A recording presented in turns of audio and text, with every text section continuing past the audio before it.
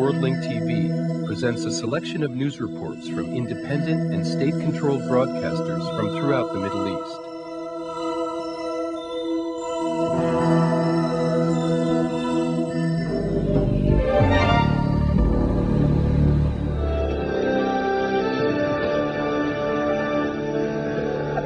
Welcome to the News in Brief. The Palestinian Prime Minister continues negotiations with the Hamas movement and other national factions.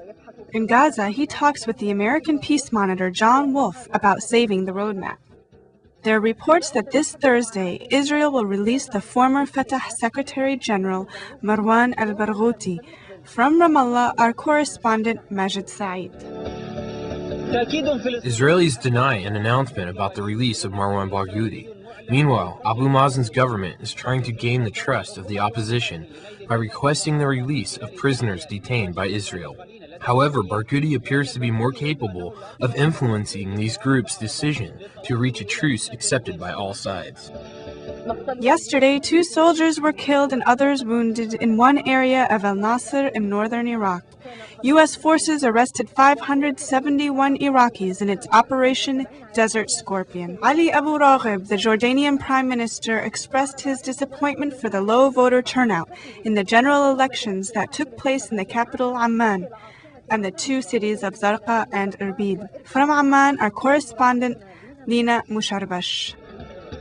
There was a higher voter turnout in several of the kingdom's municipalities, and the numbers of voters increased at the election polls, which will close at 4 o'clock Amman time.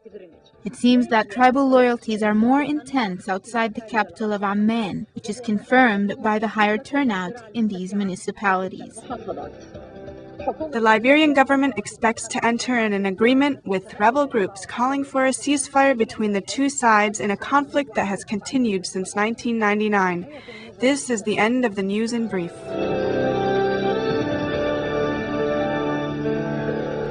The Israeli Deputy Defense Minister denied reports of releasing the Secretary General of the Fatah movement in the West Bank, Marwan al-Barghouti, currently detained by Israel. Al-Barghouti's family had said that Palestinian President Yasser Arafat spoke with them on the phone this morning and informed them that the Israeli Authority will release al-Barghouti in the coming 2 days. Israel's arrest of Marwan al-Barghouti, the Secretary General of the Fatah movement in the West Bank, caused anger in the Palestinian circles. However, reports indicating that he will be released in the coming 2 days raise many questions regarding Barghouti's role in the success of the internal Palestinian talks to reach a truce or ceasefire.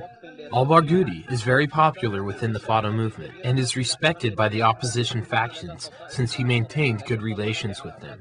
Thus, it seems like he will be able to have influence on the Al-Aqsa Martyrs Brigade, Fatah's military wing, and the other factions he was able to talk to from behind bars. Any discussion regarding a truce must be accompanied by guarantees to stop the Israeli aggression and ending the occupation, including, and this is a must, the release of all captives and detainees. And of course, on top of the list is our brother Marwan al-Barghouti.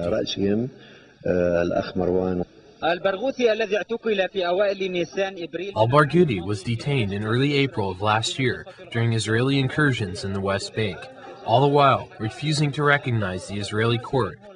Nevertheless, his release was always a Palestinian demand in the meeting conducted with the Israeli side. Meanwhile, knowledgeable sources say that discussions surrounding al-Barghouti's release comes after a deal was made between Cairo and Tel Aviv, which includes the release of Azam Azam, who was tried in Egypt, accused of spying for Israel.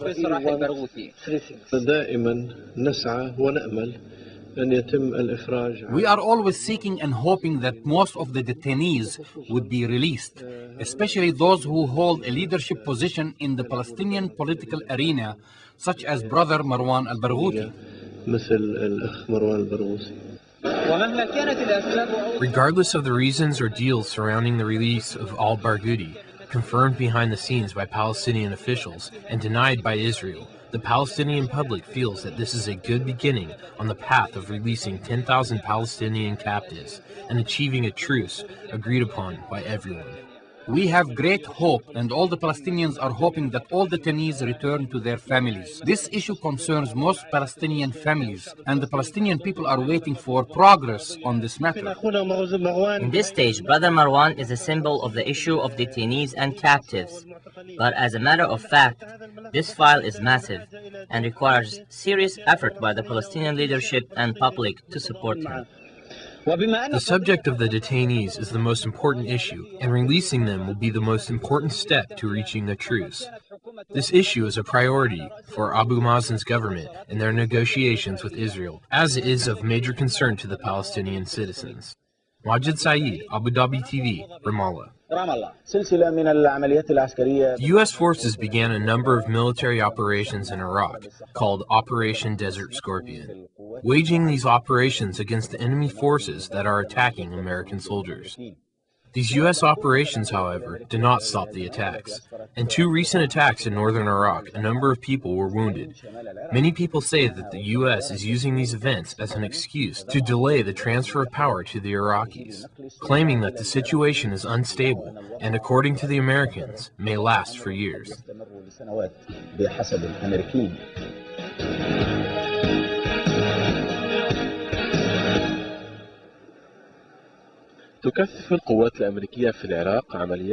The U.S. forces in Iraq are intensifying their military operations, calling it Operation Desert Scorpion. They're searching for the assailants who are attacking U.S. convoys there. Some officials describe the assailants as terrorists, while others say that they are the remains of the Ba'ath Party. Nevertheless, the attacks are more organized and intensified in parallel to the U.S. campaign. However, the excessive use of force by the Americans is beginning to raise criticism by the politicians in Iraq. Some of them have even gone to the extent of saying that the U.S. administration in Iraq is taking advantage of these operations, claiming that they are currently preoccupied with this issue, thus not allowing Iraqi politicians to gradually assume power. The U.S. President George Bush announced that Paul Bremer will be the head of the civil administration in Iraq. By doing so, one of his main goals was that he would oversee the transfer of power from the Americans to the Iraqis by the end of June. Afterwards, the U.S. propaganda machine began promoting this move by repeating headlines expressing Washington's desire to establish a democracy and liberty in Iraq by electing an interim Iraqi administration and forming a national Congress, which includes all Iraqi parties, in order to draft a revised constitution. However, reality is falling victim to promises and slogans. Meanwhile, Bremer canceled the national conference, thus further complicating the Iraqi political situation. Moreover, the United Nations role is completely ambiguous, despite the fact that the Secretary General appointed a representative for him in accordance with Resolution 1483. This resolution further establishes the coalition forces in Iraq as occupation forces, thus giving them the authority to administer the country's affairs and use Iraq's money regardless of where it comes from. Representative Sergio Villamino says that the Iraqis must rule themselves as soon as possible. However, Bremer insists that currently no Iraqi authority will be established, adding that any Iraqi administrative establishment, regardless of its name, will not exercise any authority except giving their opinion.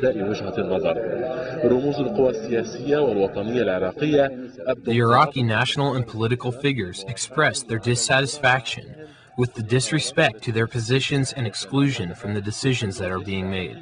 The most notable decision was to dismantle the Iraqi army because they believed that it contributed to social and economic problems in Iraq. Believing that belonging to a political party is one thing and committing crimes and imposing on people's rights is another thing. In light of these factors, especially the U.S. insistence on ignoring the Iraqi point of view while delaying the chance for Iraqis to decide on their future, many analysts and observers of Iraqi affairs fear the consequences of these dramatic events.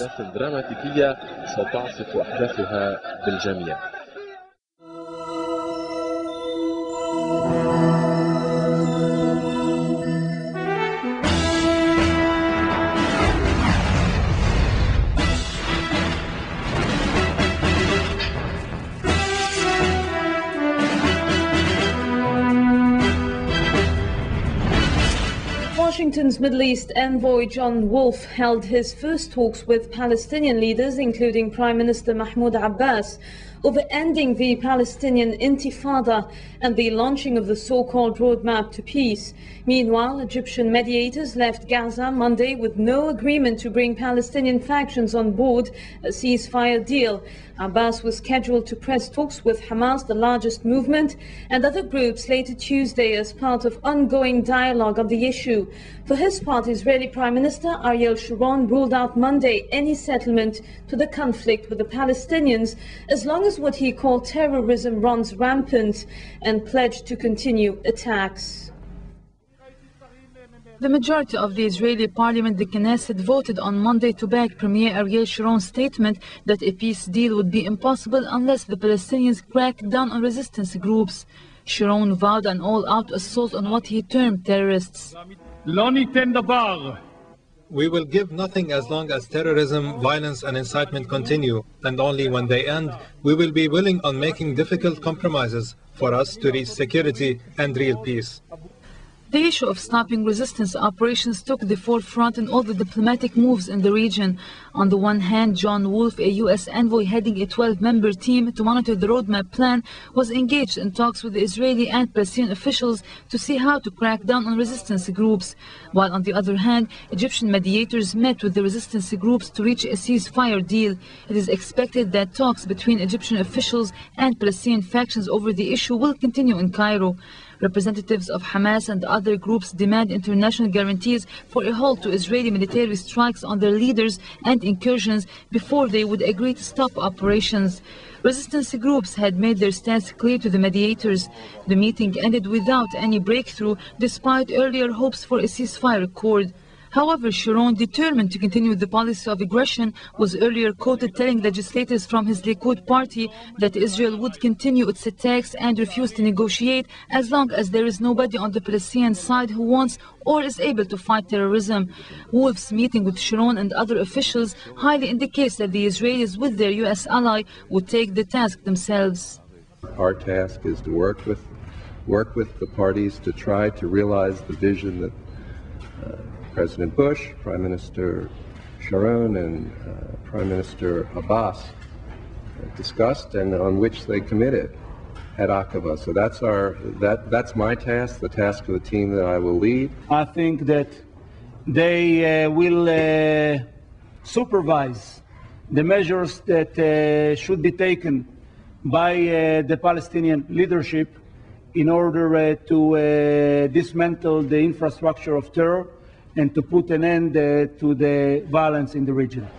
Wolfe met on Tuesday Abbas at his compound in Gaza City, where he was also expected to hold talks with Palestinian Security Chief Mohammed Dahlan. Before meeting Wolfe, Abbas had on Monday held talks with the Palestinian factions aimed at arranging a ceasefire with the Israeli occupation. In Bethlehem, in the West Bank, Palestinian security forces have begun training ahead of a possible Israeli military withdrawal. Meanwhile, in the West Bank town of Isawiya, Israeli occupation forces demolished several Palestinian houses. French police have arrested more than 160 people in a crackdown on the People's Mujahideen, the main Iranian opposition group. The crackdown, ordered by anti-terrorist judge Jean-Louis Bruguière, was launched simultaneously in 13 locations in Paris and the surrounding area early on Tuesday. It involved over 1,200 police officers, including the anti-terrorist squad, carrying warrants saying that terrorist acts were being planned by the group. Mariam Rajavi, wife of the group's leader, were among those arrested. She's seen by the People's Mujahideen as the future president of Iran. Her brother Saleh was also arrested when police stormed their headquarters. A spokesman of the group described as absolutely preposterous the charges that led to the raid. The group, previously supported by former Iraqi President Saddam Hussein, is classed as a terrorist organization by the U.S. State Department, the European Union and the Iranian government. The U.S. Occupation Army has rounded up nearly 400 Iraqis as part of Desert Storm, the biggest military operation since the end of the war to root out armed resistance. Meanwhile, a U.S. soldier died in Baghdad on Tuesday of gunshot wounds sustained the day before during a patrol through the Iraqi capital. And 2 Iraqi men fired 2 rocket-propelled grenades at U.S. troops on Monday in Fallujah. Amid a U.S. occupation military campaign dubbed Desert Scorpion, an explosion took place Monday in a Baghdad tunnel, injuring 4 people, 1 seriously. The blast was apparently the latest in a spate of attacks targeting U.S. troops in Iraq. Late on Monday, 2 Iraqi resistance fighters fired 2 rocket-propelled grenades at patrolling U.S. troops in the town of Fallujah, west of Baghdad, but no casualties were reported. Earlier, 7 U.S. soldiers were injured, 1 seriously, when 2 Iraqi resistance attacks targeted U.S. military convoys in the city of Mushahada, north of Baghdad. The U.S. Central Command announced the death of 1 of its soldiers in what it said was a non-hostile incident in the Al-Taji area north of Baghdad. In another incident, another U.S. Marine was also killed in what military officials said was a friendly fire in Holy Najaf area. The latest deaths take the number of American soldiers killed in resistance attacks or accidents to 49 since U.S. President George W. Bush announced war against Iraq on May the 1st. Recent Iraqi resistance attacks, simultaneously occurring with the second major U.S. crackdown operation, gave the impression that U.S. attempts to curb Iraqi resistance is failing or even encouraging more resistance activities. As part of the new operation, the U.S. Occupation Army has detained 371 people in the Baghdad area and northern Iraq, and CENTCOM said in a statement that its forces conducted 47 raids in Baghdad, Tikrit and Kirkuk and confiscated weapons and explosives. The crackdown and the hysterical attitude of U.S. soldiers against Iraqi civilians are likely to fuel more anti-U.S. sentiment. Our correspondent in Baghdad reported U.S. soldiers brutally kicked and beat a young Iraqi before shooting him in the arm and breaking his bones. This came after U.S. troops withdrew from a region where they were supposed to guard a bank, which they left for thieves to rob. This led to a heavy traffic jam and U.S. soldiers began shooting in the air, and the youth got confused and slightly hit one of the soldiers. The American was walking and shooting. We heard him. So when this young man heard him, he got confused, and then one American soldier mounted on the front of the car. The driver stopped, and then 3 soldiers opened the door and pulled him on the ground, started beating him very badly. One of the soldiers shot him in his arm, and then we took him to the hospital. I wanted to move on, but I could not. I saw the American coming towards the car and onto it. When I tried to get out to see if he was alright, he was already on the ground unharmed. So U.S. soldiers immediately began kicking and punching me. They also shot me. Then they left me on the ground, and the soldier, nothing happened to him. It seems that the ground situation in Iraq is heading towards more escalation as the U.S.-led occupation army is resorting to brutality, violence, and there are indications that U.S. soldiers are committing war crimes, such as the execution of those being arrested in the massive crackdown.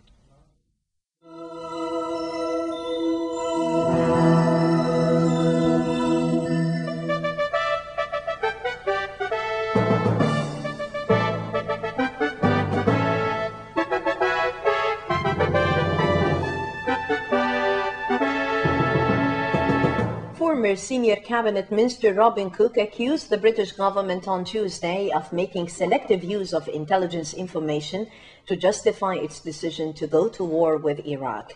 Speaking at the start of a parliamentary inquiry into the issue, Cook said that he feared Prime Minister Blair's government had used intelligence about Iraq's chemical, biological and nuclear arms programs to justify a policy on which they had already settled. A distortion of the evidence? At that time, we were fairly confident that Saddam did not have a nuclear weapons capability, did not have a long-range missile capability, and indeed at one point in the late 90s, we were willing to consider closing those files and moving from inspection onto monitoring and verification. The former House of Commons leader, who quit the cabinet in March in protest at the government's pro-war stance, was the first witness to appear before the House of Commons Foreign Affairs Committee's inquiry into how intelligence was used in the month before the war on Iraq. Former International Development Secretary Clark Short, who also quit the cabinet over Iraq, gave evidence later on Tuesday, where she said that she had reached the sad conclusion that the way decisions were made over Iraq were the reason for the disorder and mess that the country was now suffering. My view was the problem needed attending to, but there wasn't an imminent threat, therefore we should do it right. The new urgency that came into the US was because of September the 11th. This false suggestion that there was any link to Al-Qaeda, it's another of the falsities in to try to get an urgency for action. The opening day of the investigation was televised live in Britain.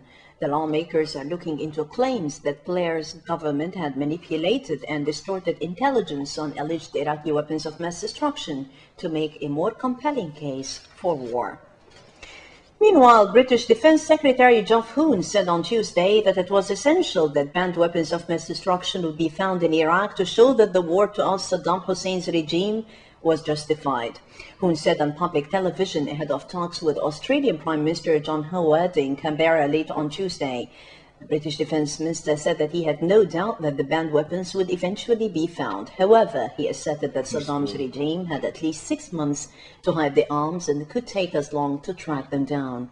Hoon reiterated British government denials that intelligence about Iraq's weapons of mass destruction had been doctored to justify the war. Howard has so far resisted opposition demands for a similar inquiry in Australia, which was the only other country to join the Anglo-American invasion of Iraq.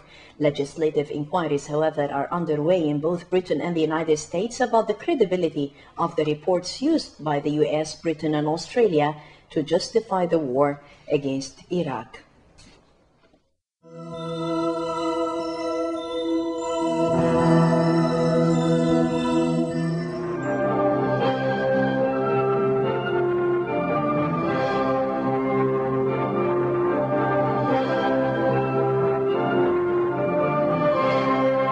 Iranian MPs are taking a swipe at the U.S. for its interventionist policy on Tehran. In a letter read out in an open session of the chamber on Tuesday, 217 representatives condemned the hostile attitude of the U.S. towards Iran and its blatant interference in Iran's internal affairs. It came after another 158 MPs sent a letter to the president expressing support for government's insistence on making peaceful use of atomic energy. They said nuclear weapons have never been on Tehran's agenda and that Tehran should not give in to any international pressure on its nuclear policies. Iran lauds the decision by France for launching a major crackdown on the MKO terrorist grouplet. Foreign Ministry spokesman Hamid Zasefi added today that Tehran expects Paris to treat all those arrested similar to other dangerous terrorist groups. He further said Iran has long been waiting for France to act in line with the European Union provisions, classifying the MKO grouplet as a terrorist organization and treat them within the framework of its international responsibilities. The Foreign Ministry spokesman went on to say Tehran has provided the French authorities and the Interpol with crucial information on the grouplet's terrorist activities, as well as the pending legal cases against many of its members. Traditional houses in northern Iran are completely resistant to earthquakes. That according to Konya Ota, a Japanese architectural science professor who has lately visited parts of the Iranian coastal province of Gilan. Professor Ota, who visited Gilan as part of a study project, said some traditional wooden houses in the northern Iranian cities conform to the latest findings in quake-resistant structures. He described the houses as a global technical heritage.